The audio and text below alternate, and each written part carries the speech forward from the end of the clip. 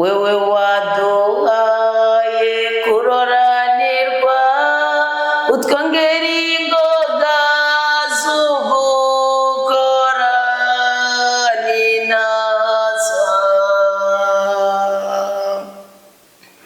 Shimwa rero Mana tuguhaye twongere tugushikanire, shimagizwa uninaze Mana uninaze ubu n'imyaka yose. Ngumiriza nigina Imana, ngumiriza nigina Imana, iyo mbyeyi ikavumera ngira ndayiririmbire ndayininaze ntirudasumba, munyakigongwe n'Imana ingirira neza ndayiteye impundu, urukundo rwayo nagakura, iyo mbyeyi ikwiye gusengwa, umwasa ncira icyobo, Imana ikinyereka icyanzu, inyitaho nk'umuge yankunda, iyo Mana nzoyiririmba. Abakristu muze dusenge, abagabo muze dusenge, bakenyezi muze dutambe, bigeme muze dusenge, abasore muze dutambe, abera n'abavuza impundu n'abamarayika baririmbe, kuko imbyeyi yaciraganje. Ngumiriza jewe ngumiriza nshuti ngumiriza, ngumiriza nigina Imana, ngumiriza nigina Imana, iyo mbyeyi ikavumera ngira ndayiririmbire ndayininaze ntirudasumbwa, ni munyakigongwe n'Imana ingirira neza ndayiteye impundu, urukundo rwayo nagakura, iyo mbyeyi ikwiye gusengwa. Tugire Kristo. Turi ku gicaniro cy'ubutabazi bw'Imana ku buzima bwa twebwe abana b'Imana cya Saku. Birumvikana neza ko bamwe bw'abana bo ku gicaniro murabitaho, turi mu izamu ryo hagati ya saa 9 na saa 12 z'umugoroba. Murazi ko saa 9 ari umwanya wo kwambaza amaraso ya Kristo, kugira ngo ibifukunyi byose babandi baguteramira ko saa 6, babandi baduga imisozi bavuye ku nzira runaka bavuga ati ngiye gusozerera ku cyo mukubita hasi, twambaza amaraso ya Kristo ngo ntibagire imbaraga, ntibagire icyanzu binjiriramo ngo baturoge, bahuhera abana bacu, baduteze impanuka, baduteze ubugwayi, baduteze iki ubunebwe. Nagira mbabwire ikimenyetso cya mbere ko hari umwuka w'uburozi ukuriko, ni ikimenyetso kiza kizananye n'ubunebwe. N'igitigari igitigu cyawe kikagira ubunebwe bwo guhingura imfungurwa cyahawe, ugasanga ishakweze kurya wisinzirira, aho uhereje kurya akaba arawunyera, aho uhereje kunywa icyayi akaba arawunyera, aho uririye agatumbura n'akaji akumva wocu usinzira wocu ubona. Oro wari uhawe imbaraga zo gukora kuko ntawurya asinziriye. Iyo usinziriye niwumva n'inzara yumva ubyutse, pfumu ugwisara ukagiramo nawe nyine wawitunganije nawe. Isaa 9 rero ni saa yo kwambaza amaraso ya Kristo ku buzima bwacu. Mugihe saa 10 ni saa yo kunyaga ubutwari icyamaze kwinjira mu mubiri. Sokuru yavuze ngo umuntu atinya ishyamba, ngo atinye ingwe, ariko ntiyatinya yamaze kumwinjira. Yamaze kukwinjirana utera isusi kugira ngo uyisohore. Iri sengesho ni muri karikinatego. Kimwe cyamaze kwinjira, bamaze kunywa krende, yamaze kujya mu kabari yagutaye yavuga ati none naragoye kukorobezanya n'umugore wacu. Yamaze kujya kuri gahunda yakubwiye ngo dukorobeza ngo muri ninde bafunde cyangwa ninde, ikindi ni kiki brad shower cyari ibintu rero binanitse. baragishaka shibyo gusa byo biriko birabahinduka ari iminsi mukuru muri ko murazana inabishakamara irikitetse inyatsi ngo zabana bari ko murasohora aba batura ko amajambo babwira byo ni wa mutsito inzu bamenye uko zingana bamuzi ko batageze ku rugirwa 39 ngo bace bameneka kanga kandi bakamenekane n'abasanze iko bibiri yivuga kandi so kurera bikuze kimwe cyamaze kwinjira byagori byamaze kuza yanyatsi yamaze kuza kagahinda kamaze kuza wa mubabaro wamaze kuza niwo ndi kuganira ko nawe umugambi w'Imana ni wemera yuko twamatwaherewe mu buzima bwacu mino Imana yanyirondera umwana w'umuntu gushika Adamu yahemutse Imana yonera mu gihe ati Adamu waruyihe Adamu arabonda Adamu buri cyavuga aravuga ngo ni wa mugore wa mayonnaise Imana yibuka ubwenge yahaye Adamu igira agahinda mu mutima irabaza umugore ati cyo wakoze n'igiki umugore ngo ni yanzoka bisigura bagirije Imana ngo ibyo waduhaye bitubera umunezero nibyo byatumye tuguhemukira kuko Adamu yari afise umwijima arafise umubabaro Imana imuha Eva aratwenga amenya kuvuga amazina amenya kugira iki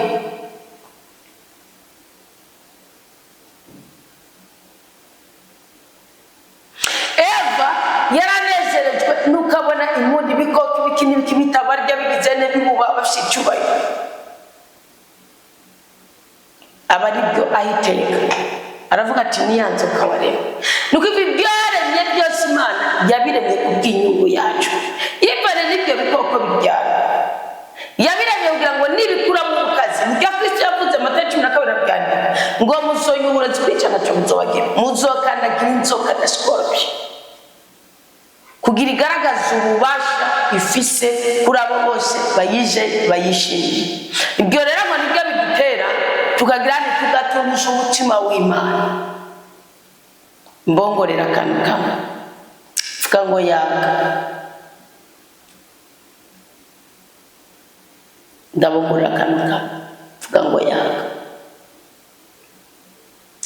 Imana mushobora byose bishobora kugutakaza kubera utuntu tw'uburofu niyo uri mu cyayi iraguhana cyayi kandi ugukomokako mugabe kakubwira ati ngoje nzokomeza nze kukwiyereka nk'Imana muga natwe dukomeza kwinaniza rero cyagiye wumva umutima wawe udihagitswe cyagiye wumva umutima wawe ushuhereye cyagiye wumva ko umubiri wawe umaze kukamvuga iyo ndiko nganirira baramfishe mu rugo keshi mbabwira ubuzima bwose nabaye mucaca n'ubuzima bw'ibyaha ejo nibazo bijye mubazi ngo bifite uburyoho wishe umuyondi uri kusanga ndiko ndabagana uvuga ngo ndi ikirofu ariko simba ndi ikirofu kuko iminyuro yo gukora ibyaha usibye umunyuro wo kwica uwo nawe nigeze menya pe n'umunyuro wo kuroga nawe nigeze menya wo binyagiriza mugani byo gufata oya nzi kuvuga ukuri nzi kutifukafuka kuko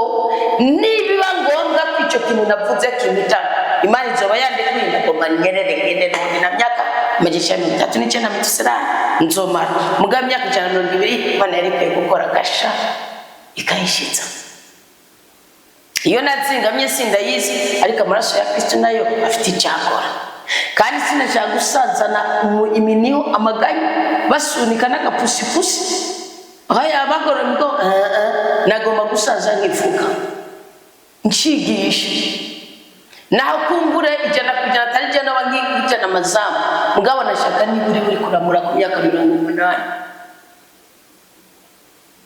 arasigana 40 rero yo kurindira imvuga y'usigara niki ubuzosigarana igicaniro ku rwego rwa gatatu kuko urwego rwa mbere ku Pentecote sindara na burahamu ibyo ukunda ishama zikagenda na yiki kandi umunsi umwe imbere y'Imana ngana n'imyaka igihumbi handi ni kuvuga rero ikintu kibanye iki we wumva ko byamaze gucikana muri wewe uravuga uti tariki nari kuyamurira ko ni inyungu yiwe sindayifishe daboro uri mu kajagaro mukapfuye nshaka kuganira nawe niki wakora mu bwiza bw'Imana bwongere bugaruke muri wawe kuko Imana nizi dutabara mwari muzi ko ari abantu musenga Imana igavuga ati siri kwiyanja nigikorana nawe igacica ku wundi muntu cishimiye kugira gutabara. Uwo niwe ngomba mvuke ku buzima bwawe, kuko ni kaje twarije no mu bituma dutakaza imyamagara. Hari abantu bazi umuhamagaro wo gukorera Imana mwakavuga no ikorera gute, natwe kwa ndi mutini jende ikora nambara yebuye nzoyikora genda gushikiyo ngira gute, c'est vrai kandi byo byarandeye. Kavuga none ngomba kugaburira abantu, ngomba kugendera abanyokuru, nzobagenda ngana ndababwira amajambo atagira ikintu na kimwe. Nivanga mu muhamagaro utari gwanje, mugabo mwishe umuhamagaro w'Imana niwe watsinze. Mvugira amina. Bisigura ngo hano mu ruguri, bisigura ngo hano muri ico kibazo urimo, bisigura ngo hano muri ico kigaragaza urimo, nutasuzugura iteka n'itegeko ry'Uwiteka. Never give up. Nurekure icyo wumva kidudubiza mu mutima wawe, nibwo butunzi Imana yasese muri wewe. Tikikarenganywa cyangwa gisuzugurwe n'umwe mu baremwe Uwiteka cyangwa wabyawe n'umugore. No, oya, oyaye, oya.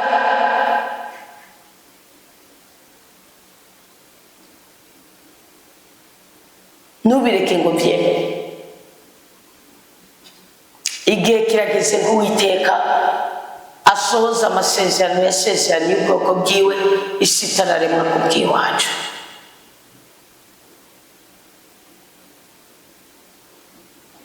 Ari ikintu cyanyumije ndiko ndarabisokuru dufise.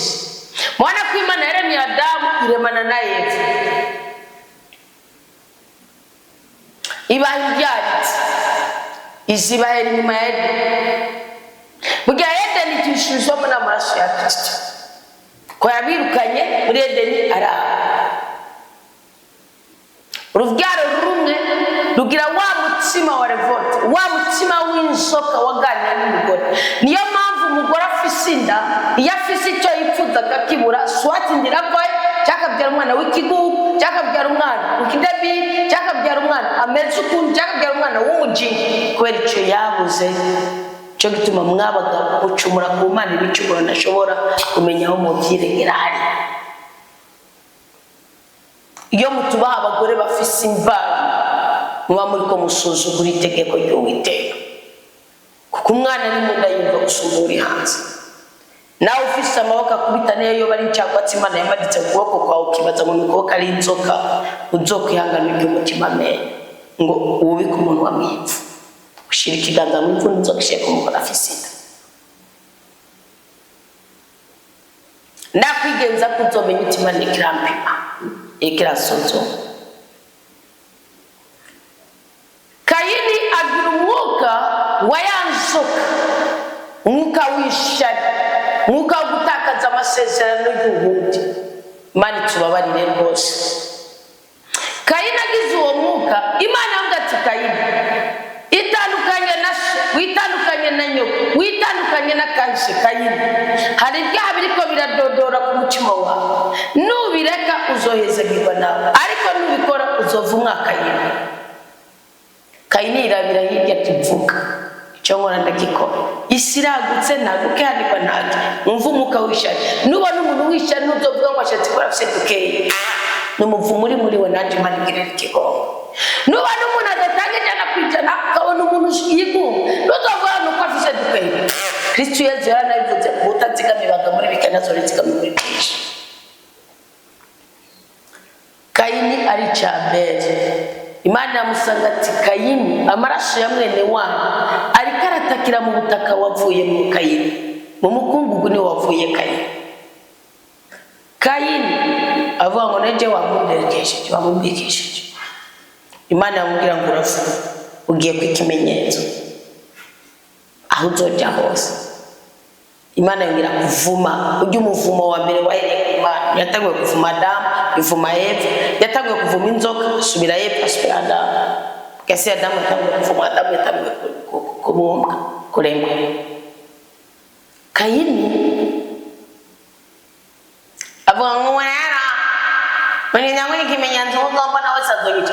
Uzomubona azomwica yarinde ko bavuka bose bakomoka kuri Kayini n'abashikira.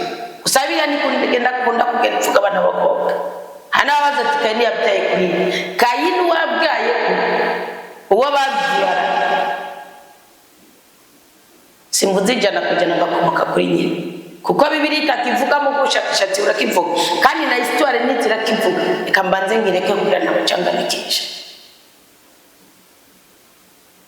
Kayini ndiko ndababwira umugabo kanigetaye arajanga Imana avuga ati no Kayini sindi Imana y'ishari n'inzigo nguko kwawe ndabanza nkagira uko yisubiramo kandi Imana nagira mbabwira ikintu kimwe nagiye mbona umuntu mubi wa mbere yaregeranya abantu akabegeranya ati urubwoko nari mutamugana bwibuka akabanza akabegeranya agacukishiza mu grenade imwe ntakoresha amagrenade atatu ku bantu ijana akoresha kabanza akabegeranya mwibuke neza nawe ukayagira nagiye mbona mwibuke abantu ba mbere baho ko babagiye barabegeranye kandi n'Imana yarabikoze muzosoma mu gikoni cy'igitabo cya Yosuwa muzosoma umuryango wa Akani yari umuyuda Imana yavuze ati nzabu muzosaga muri Kanani muzositware mu ngoro y'Imana nimuzozisige mu giwani avuga ati ndazibikira nawe uzobona zishira musiga itanu ntamenye ko Imana iberaho si cyane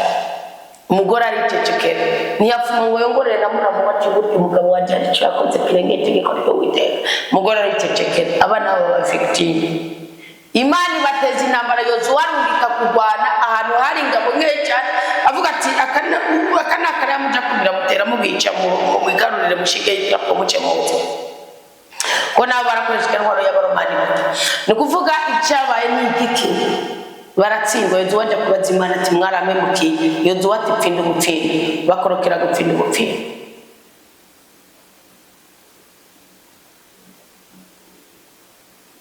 vuga ngo bakorokera gupfinda ubupfindo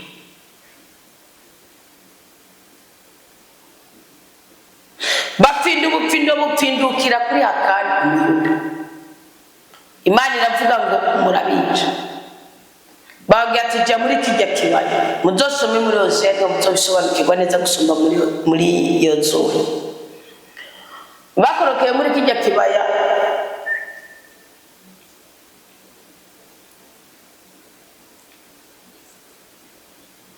kandi mu byumbe kose yarafishe umwuka wavuye kuri Yosuwa ni nawe yahindura ibitsina kera yitwa Hosea mwene Nuni ahindurirwa Yosuwa kubw'umuhamagaro iyo tuvuga ngo bakasya mukumvisha neza ngo bamumfuti naje ni Asia Lova nisha gisobanukiwe ni kuvuga rero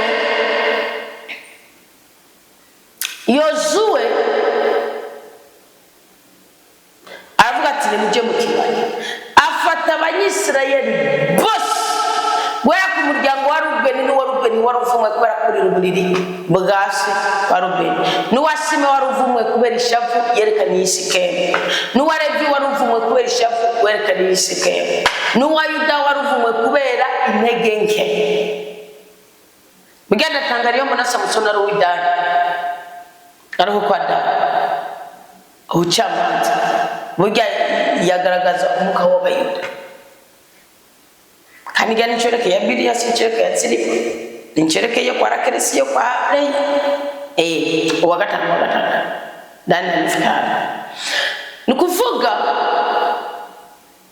bavuga ati umunyisirayeli wese Akani umugore wiwe n'abana umunyisirayeli wese atoriwe barakubita ikirumiro kiruzura ntibigeze bahamba ntibigezwe bahindurirwa impuzu ntibigezwe bumva amaborogo yabo yumvira umwe yarafata imwe rifata umugabo indi rifata umwana indi rifata iki murumva ngo rupfu kumburi bwe rimwe ryarafashe umwana ajya guhungira kuri se irindi rifata se nacagira ni mu kibaya babwiriza guhagarara ngene bakabiciraho bicishwa amaboko aho ni umuryango umwe abo ni bene Isirayeli namwe muri ko muraje baje bangurumba ngo namaze kuba ndi gusomanya ngo n'ubundi ni yari yasindishwa n'ubusugi ngo namaze kugira ni wa mupfapfa ngo n'ubundi umugore niyo bakinyemera ngo umugabo niyo wa mupfapfa reka kwemega mugabo itegeko ry'Uwiteka ribe ryo kugira ryo gutabara Akani yararahagarariye icyo yavukiye tigeze anataka na mukebe barabica iyo Mana rero iyo uri kurayidambuka irazika gusanga turinde Kayini nawe ukwica gushize ku kimenyetso muguru uzereretse mu gikombe. Ariko mu gitabo cy'uguharura mu kigwani cya 24 bariko Baraki umupfumu niwe yera twaravuga ati bane Israeli gati yabo hari intare Baraki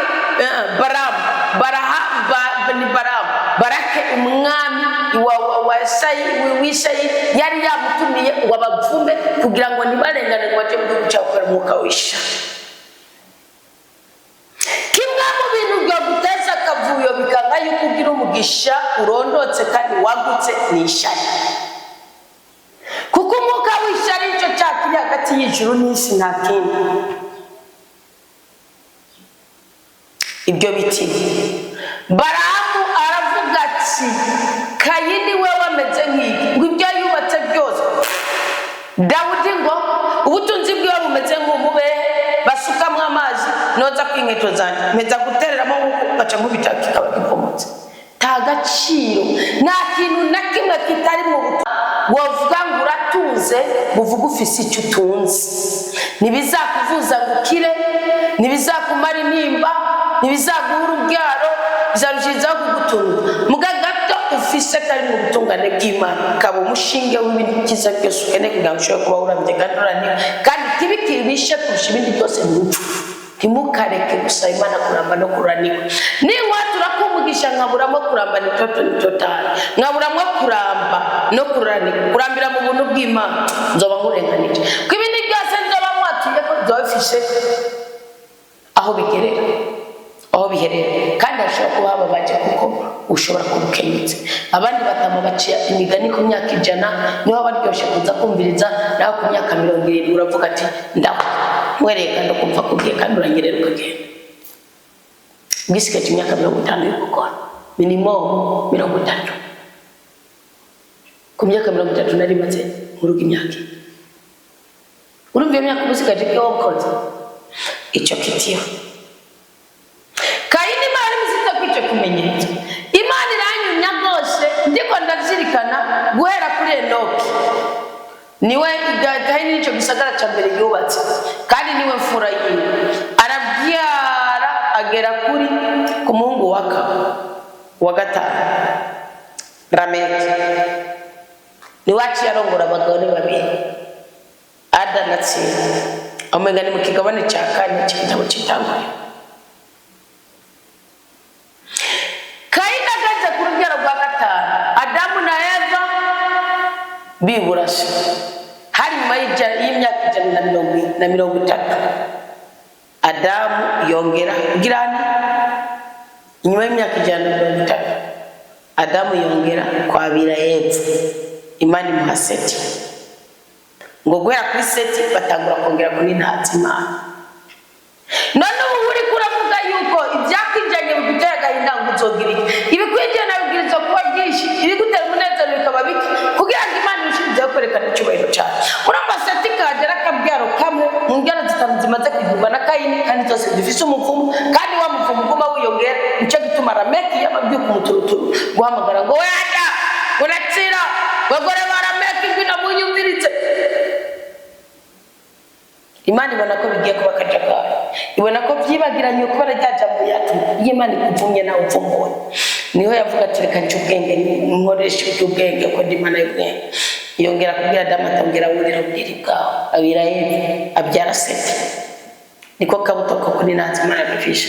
Ariko murumva ko ukwemera kwacu, ubutunzi bwacu, ubwizigirwa bwacu bumeze nk'akantu k'inzahabu kandi urumva gatoya kagarama k'inzahabu. Niwe Yeremiya. Kandi urumva mu ishyamba mu itanure gikigabana yanje.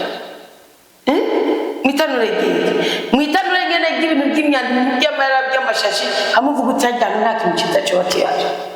Niko tumeze. Bibiri ivuga ngo tumeze nk'akarura.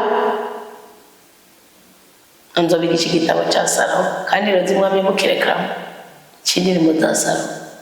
Ngamuze mwiteguriye kwinjira mu rukundo bitaruko mwogira ingorane, ariko ubundi Bibiri twinjiza mu rukundo rwa Kristo. Mugabo mwumve ngo ni ibintu kuba bamaze kuguta iby'ubusambane by'ukwabira byatira umubiri wose, bituma wumva inyota y'uwo muntu, ariko kugira umuronke karura. Kandi Imana nyakuntu ngusanye ubuhanuzi bwa Yesaya 6 iravuga ngo agasigarira agashitsi icicumi cy'agashitsi kasigaye icyo nzogwiza nicyo nzorondora. Ikabwira Musa ati bica bose usigarura nambanze ngubabaze ko ibyo kwimediyane no kwa Farawo meze ndakurondore ngukoremo abanyuba. None cyamaze kukwinjirana cyaba igisebo cyaba igisuzuguro kwaba kutwenga kwaba gusuzugurika kwaba gutakaza umwamagara kwaba guhari kwaba gugumba byaba iby'abapfumu yabi urumva kwaba kumaramara kuba n'igihe umaramarira ku mugaragaro bikagaragara ngoma ndakubwire ngo ntibigutakarize icyizere. Umeze nk'akarura mu itarure, umeze nk'akarura mu gisaka kinini yamishaka mu kibira, umeze nk'inzahabu iri ahantu mu mayarara ahikanondereje kwe. Ndiyo mpamvu ubwirizwa kuba ukavuga uti Uwiteka ndazi ko uzi neza ibyo ubwirizwa kutubwira, ndabizi neza ko ari imigambi y'amahoro atari iyo kudukenyuka, ndabizi ko ari wowe uzi imyaka dusigaje. Musa yaravuze ngo twigishe gukora neza kugira ngo tutagucumura ku misi yacu bandanye y'Imana. Ndadera isengesho rya 10 ni isengesho rivuga iki, ni isengesho kandi niba ubitahuye ukaba ufashe umwanzuro, isengesho ryo kwisuzuma. Isuzume urabe neza kutajyajyanya Imana, wisuzume urabe neza kutitereye ijeke mu cyaha. Nanjye ubwanjye ndiko ndasaba urukundo rwo gukunda abantu bose. Ni kuri Imana ndayisabye imbuto z'urukundo, ndayisabye ime ibiganza bitanu nange nitangirita kandi ngire imbabazi bose. Ndayisabye ime mutima mwera ndakubwira ngo nse n'ibyo mvuga, ibyo mvuga byose byanje ndabihabwa. Mbwa ndashaka gusa nabyo, ndashaka kugenda nkabyo, ndashaka gukora nkabyo, ndashaka kwicara nkabyo, ndashaka kurya nkabyo, ndashaka kunywa nkabyo, ndashaka kugira umutima wagutse kandi akwirwa mu bandi. Icyo nicyo kizasohora intambwe zose n'imikurira yazo, ukisanga uca muri ya nzira nyeranda Isaya avuga muri 35:8. Aho niho honyine hazogukura kuca umutima wawe ukaza ugahagarara muri Isaya 38:10 wawe uhari intuntu, ahari agahinda, ahari umubabaro, Imana yashyize amahoro.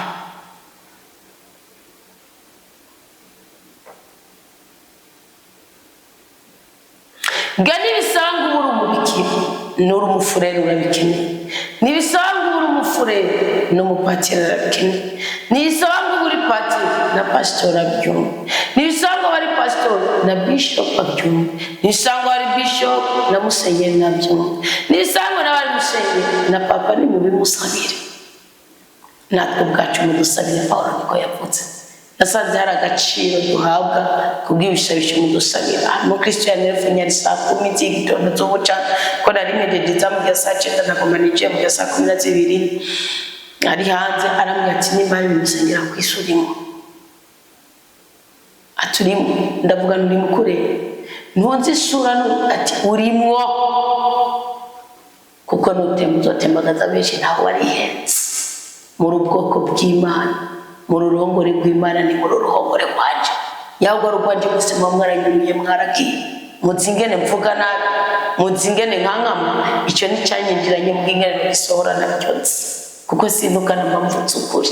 Yego muzungu yaravuze ngo toute la vérité n'est pas bonne à dire, ariko Bibiliya nayo irambwira ngo ego nibe ego oya nibe oya. Iyo tumenya gutonga rino kabandi tumenya no kuzitongera nimbahisha ngo sinabaye umugombe mubi. Ariko turashima Imana, shima Imana, turashima Imana, shima Imana, kuko tubona tugeze kuri uyu munsi. Intambara twahuye nazo ni nyinshi cyane, amakuba twahuye nayo ni menshi cyane. Yo murangurira gitariye, amagorwa twahuye nayo ni menshi cyane, ariko Imana yacu yaraturinze, ariko Imana yacu yaraturinze. Turashima Imana, shima Imana, turashima Imana, ashima Imana kuko tubona tugeze kuri uyu munsi, kuko tubona tugeze kuri uyu munsi. Nakeneye ingoma n'igitari ndazivuga ngo Imana ibiguhe mu izina rya Yesu Kristo. Amina. Ndabyatuye kandi Imana ubimpe. Uraba umukristo uhetse eragani ni mwamwobye sibyo buri byazizaba muganga icyo ukoreye mu gihe gaje zizavuza ingoma amafuku nyakagenda kapfa mu bantu kuko hari uburyo Dawudi yaravuga Zaburi yari yose ngo mukoreshe inanga ya negoti yaravuga ngo mukoreshe ikembiri, mukoreshe imiduri. Igihe cyaje none nk'umugizi yaguze piano mwibaza yuko mubazopfa yidudu reka igihe cyose ducuranze ibifuko bikagenda ni ukuvuga kugenda bihindwa. Hariho ibyo rero utamenya abariho mw'isoko kibiki gukurikira ku buryo kiguhana nk'inyuma y'imyaka 40 upfutse cyangwa imyaka 40 umenya Imana. Ibyo ni mu by'agaciro mugakumbura muze murabihe agaciro. None rero wumve muri sengesho rya saa 10 ni igihe iri sengesho rya saa 10 ni ryo gusaba Imana ngo idutere iteka, iduteture, isohora imyambi yose irurumbira mu buzima bwacu, idutandukanye n'imyandu y'abarozi, idutandukanye n'imyaka y'abagizi ba nabi, iduha umugisha, iduha umugwiza, iduha umunezero. Uwo ni umwanya mwiza wo kwirukana umugomba, uwo ni umwanya mwiza wo kwirukana imivumo, uwo ni umwanya mwiza wo kwirukana inyatsi, uwo ni umwanya mwiza wo kwirukana ubukene, uwo ni umwanya mwiza wo kwirukana igacinyizo, uwo ni umwanya mwiza wo gusohora uburozi yinjiye mu rugo rwawe, uwo ni umwanya mwiza wo kwirukana icyangiro, wo kwirukana igisuzuguriro, wo kwirukana icyitwa igitutsi. Uwo ni umwanya mwiza wo kwimika inganji y'Imana mu buzima bwawe. Dusenga Imana niba duhuje umutima, tuyishimire kubwira dukoreye, tuyisabe n'ibindi byiza.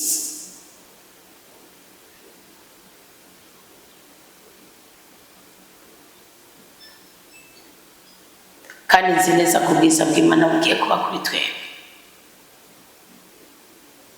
Rozi tuvugire izi ntanga, dusengane n'abamarayika b'ijuru, dusengane n'aberana.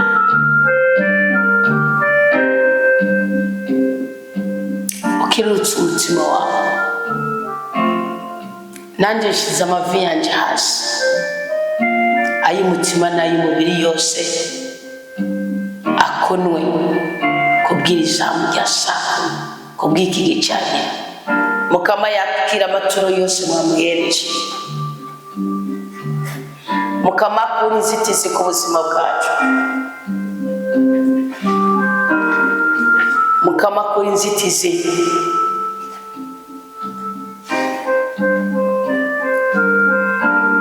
mu mibereho yacu, Mukama akura inzitizi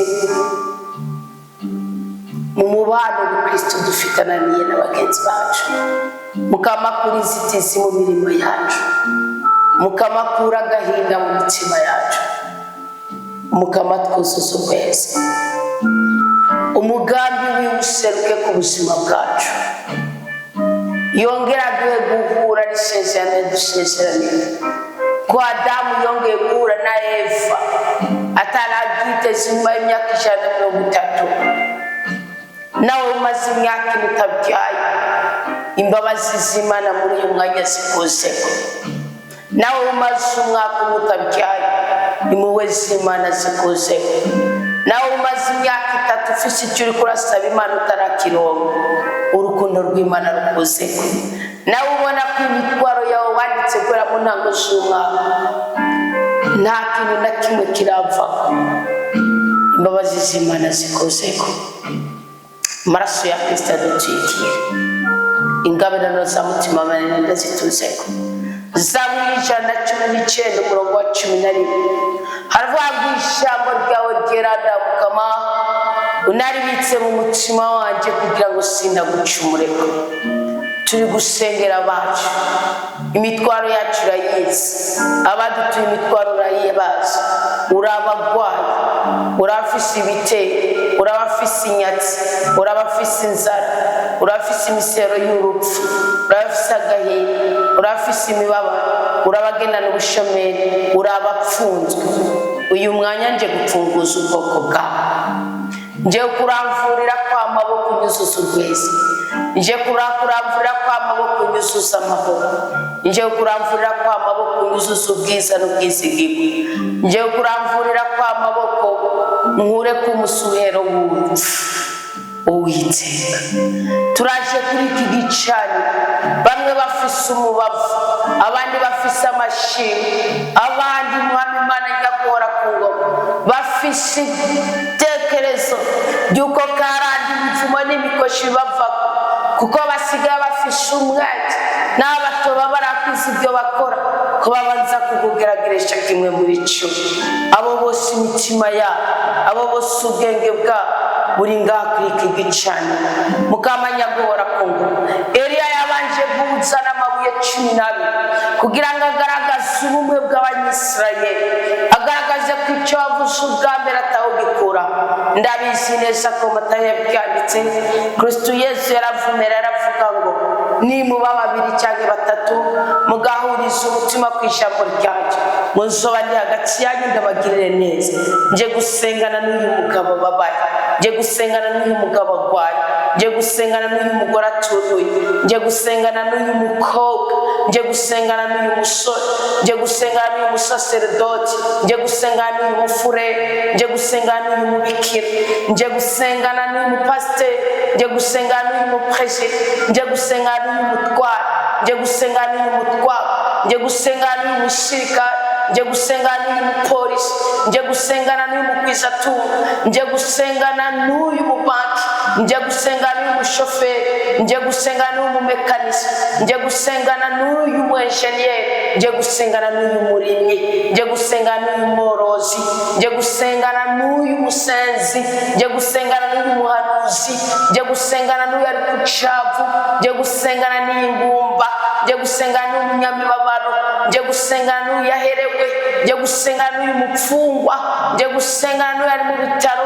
nje gusengana n'uyu murwayi, nje gusengana n'uyu afite icyamiro, inyatsi n'igisuzuguriro. Ndagomba kwanga akavuyo ka shetani. Sindiko ndakangwa n'ibisokuru bibi bimucagatiye, sindiko ndakangwa n'ubutinganyi yabaye, sindiko ndakangwa n'akaborego yabaye, sindiko ndakangwa n'ubusambanyi yabaye, sindiko ndakangwa n'urusaku yagendeyemo. Nje mpagaze mu isakaramentu ry'ikigongwe, Mukama wowe nyene twiherera mu ibanga. Iyo twihereranye nawe tukakuyagira ibyacu hamutweza rwose, ukatubabara n'inda twakoroye, ukatubabara n'abo twanize, ukatubabarira n'abo amajwi yabo akijwirira muri twebwe, ukatubabarira n'abo twishe tubanje kubatagira ibiturire, tubanje kubarira ibiturire. Nje gusengana n'abo bantu, ndaje kubona imigozi yose shetani yari yarabushe abana nawe dayimoni. Abadayimoni bose ndasanzaza bashizwe kwirigara, bashigwa ku isheri yo gutoteza abana b'Imana, bashigwa ku isheri yo guteza agahinda abana b'Imana. Ngo nibanyura umugi niho bizokunda, ngo nibanyura umugi niho bizemera. Nje guhigura nawe, ndakuniga mu mbaraga z'amaraso ya Kristo, nishimikije umusaraba wa Kristo. Ndi umwana w'Imana, nasizwe amavuta asa n'inzahabu, kandi hafi y'umugezi ku mazi atotaye, meze nk'igiti cy'i Lebanoni. We nta nguvu ufise zo kurandura imizi yacu, nta n'inguvu ufise zo kumisha amababi yacu, wowe ntacyo ufise ukora ngo n'igishishwa cyacu kidonake no kano gatoyi. Umva ndakubwiye, nje guhangana n'ibihangayikishije ubwoko bw'Imana. Ndaje gusohora umurozi ari muri iyi nzu, umurozi akorera muri uyu mubiri. Yarihishije mu bisonga gitungere, yihisha mu runtu rwahagaze mu rubavu, yihisha muri kanseri, yihisha muri paralisi y'umubiri, yihisha muri nere siyatike, yihisha muri prostate, yihisha mu burwayi bwo mu mutwe, yihisha mu kuvuga nabi. Ngaya amazina yabo bayatanze k'imitwaro ngo Imana ibasubize ubwenge ku bwenge. Uyu munsi ndavuze ngo sohoka mu izina rya Yesu Kristo. Ndavuze ngo uri ikizira kandi uri ikibanza utagenewe, sohoka mu izina rya Yesu Kristo. Ndavuga ngo genda, sohoka n'ugende, sohoka kandi ceceka, sohoka ugende uve muri iyi ngoro ya Mutima Mwera. Nande ufise ntabwo uri umwana w'Imana. Wewe umwana w'Imana niwe yagenewe kugerera muri uyu mubiri, niwe yagenewe kugira ijambo nga uwo nawe ni Kristo yabambwe, ni Kristo yakubiswe, ni Kristo yarenganijwe, ni Kristo yaciwe kwa mate. Uraceka birayikura, azukana ibimenyetso, azukana ingofu kugira ngo n'abatemera bemere. Nawe waciye muri tomatemera, umwuka wenje kuwurando mu izina rya Yesu Kristo. Turi abana b'Imana, turi basamura bw'ubwiza bw'ijuru, turabo kudandaza tukunguka, turabo kubyara tugaheka. Wihishije mu bugumba biremera, wihisha mu kabarego biremera, wihisha mu beshi biremera, wihisha mu bwirobutsi biremera, wihisha mu kwimaroniza biremera. Urasire ku mwana w'Imana gasenga gasambana, yava gusenguka mu ruga gusambana. Uyu munsi ndaguturira, uyu munsi ndakugira ko ikigandaro, uyu munsi ndaguhamba wa shetani we, kandi nguhamba mu itanure ry'umuriro hamwe badatani na koraye bakorokera. Uyu munsi niho ndaguhamba, uyu munsi niho ndagucinyiriza, uyu munsi ntiwongera kuza, nta nzoka yongera kugera aha. Warishije mu nzoka wamuroziwe, uyu munsi garagara nk'inzoka. Genda urya ivu, umuntu wawe ushire mu ivu, ntuzongera kurobuza kuraguza iwawe. Uyu munsi ndavunagura ibirenge byawe, uyu munsi ndavunagura imigongo zawe, uyu munsi ndavunagura ibitugu byawe, uyu munsi ndamyoza izosi ryawe. Warahengamye wakoze iby'isenya. Uyu munsi ndagusohora, uyu munsi ndagukura muri iyi nzu, uyu munsi ndagukura muri ubu buriri, uyu munsi ndagukura muri iyi stoke, uyu munsi ndagukura muri uruhanga, uyu munsi ndagukura muri umugongo, uyu munsi ndagusohora. Urava muri iyi nda, urava muri aya matrompe, urava muri iki gitereko. Uyu munsi uravayo, wava muri iki gitsina. Wateye umwumira abagore, wateze ama infection vaginale. Uyu munsi urihamba wonyine, uyu munsi urihamba. Uyu munsi ndakugirira ikigandaro, kigicana n'icyo kuganira amashetani. Eliya niyemeye ko babaho, yaragiye arabica ababaya n'abasher, aramajama ya 50, arayadiha ahera ku majana 50, arakerera bose baragenda, akerera ku kagezi. Nanjye umunsi nguha agahenge, uyu munsi ndakuniga, uyu munsi wamuroziwe, uyu munsi wamukinziwe, wari wiyorobetse, wavuye muri saa 6 y'ijoro, uva muri saa 9 y'ijoro, wajya saa 9 y'umuhingamo. Nanjye ndakudahuisha ibyo uvuye kuroba, ndakudahuisha ibyo uvuye gucakira, ndakudahuisha ibyo uvuye kugotomera. Kandi ugotomeza amaraso ya Kristo aragutsurira. Amaraso ya Kristo arabohora ubuzima bwanje, amaraso ya Kristo arabohora urugo rwanje, amaraso ya Kristo arabohora umuryango wanje, amaraso ya Kristo arasohora imbuga zinziye, amaraso ya Kristo arasohora ibikere, arasohora inyanana, arasohora inyenzi, arasohora inda, arasohora ibihori, arasohora imbaragasa. Amaraso ya Kristo arasohora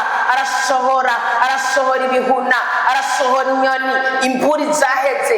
Mana bagiye kwinjira muri Yerusalemu, muri Kanahani, ntiyongeye kuza Mana, n'inyoni ntizongere kuza kwarika ku makosora yacu. Imburi yabaye umwasi yagiye. Amaziranoki wasize ku rupangu rwacu nagusubire ko yasigwe mu ruhanga rwawe.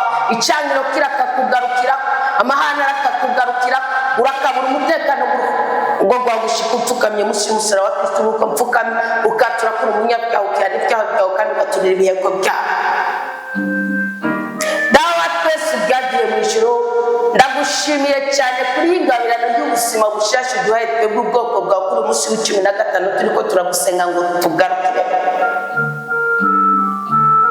Ngushimiye kuko ubu muntu ubuzima ugiye kubuduha, kanatsinda twari dusigaje iminsi 6 ngo dukwishe iminsi 21. Je ndaguhaye icyubahiro, ndagukengurukiye cyane ko winjiye mu kami k'ubuzima bwacu. Bwe yatubisamwa mu nda z'ababyeyi batwibarutse, n'impamvu twasamwe mu bwonko bwawe nuko twavutse, none uje kutubohora.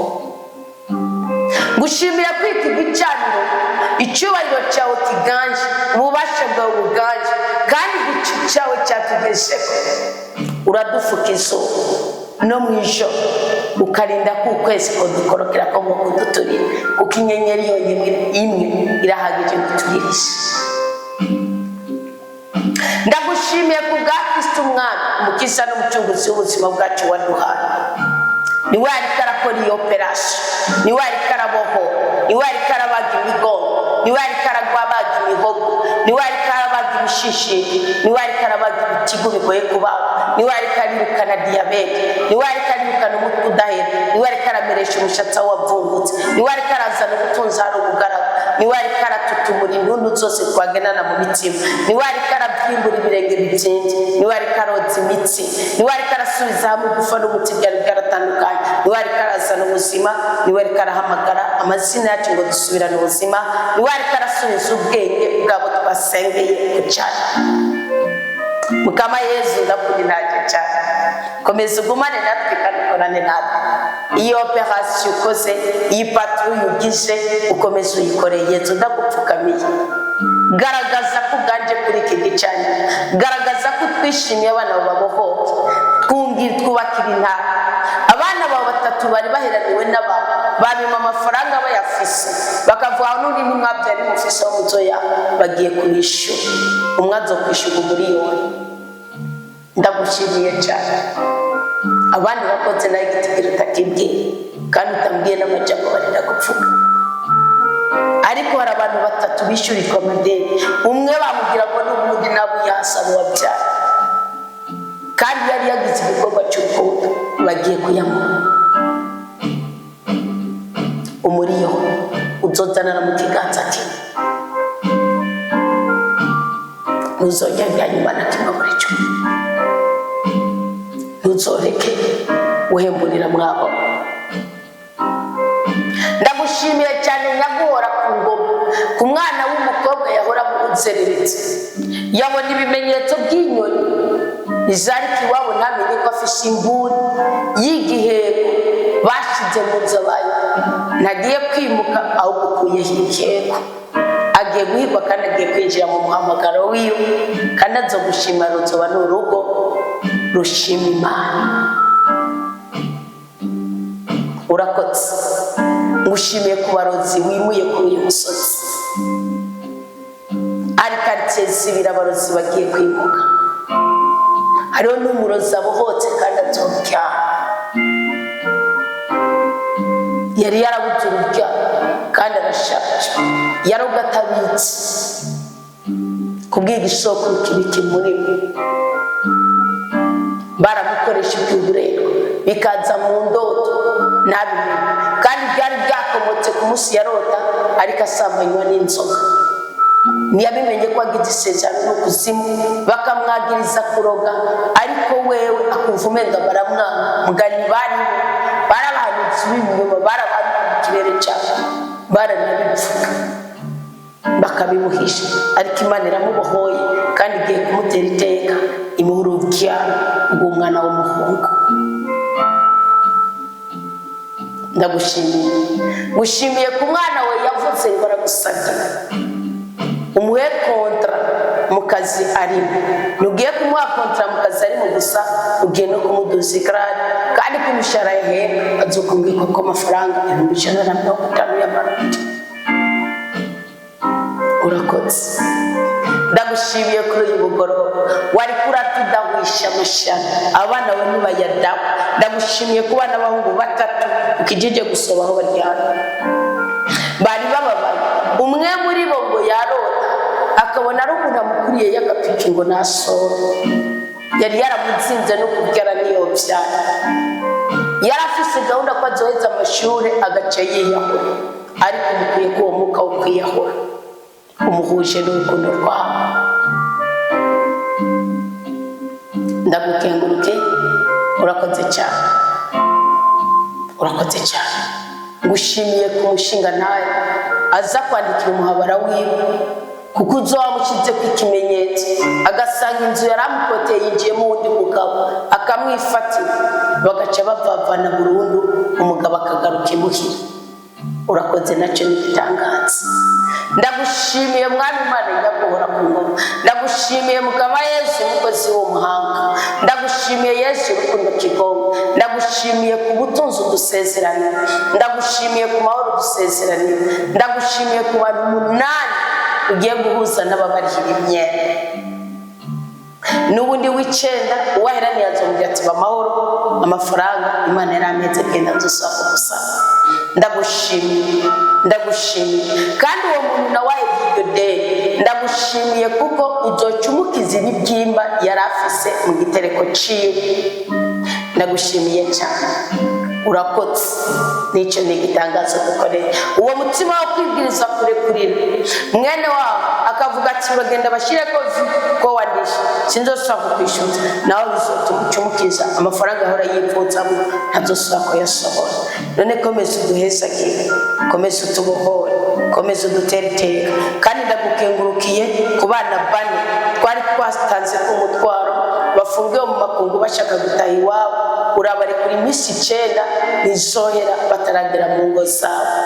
Agicyubahiro ushimiye ku muntu w'umugabo yatangiye umutwaro nabi basaba ko yovuga ibitonze akamenya ubwenge bugasubira kugiye n'ugiye kubibakorera. Ndagushimiye cyane uri Imana yumva dusanze, uri Imana yishura amasengesho yacu kandi ubudahangarwa bwawe ubugaragariza mu bitangaza byawe.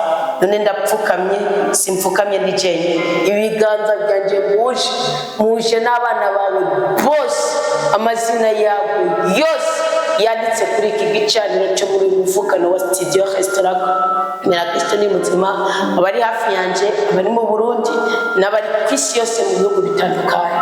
Mukama twese amaraso ya Kristo natujojotereko kugira ngo ikimenyetso cy'ubudahangarwa kitubeko. Abanyisirayeli ngo umwagazi barawuriye barawubira, natwe iri jambo ubu buhanuzi turabwakiriye turabomeze kandi ijambo ryawe rigiye kuguba mitima yacu tukagucumurako. Bahezagire, babohore, batabare, banezereze, bahumugisha, bahumugwiza.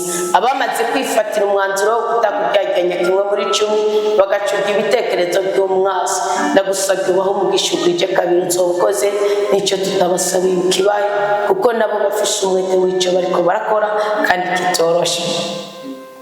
Abamaze kwifatira umwanzuro ko buri gice bazobibira imigisha yabo, ndagukomeye amashyi byo bagusabye byose urabifise ubibahe mu izina rya Yesu Kristo bagira ubweze.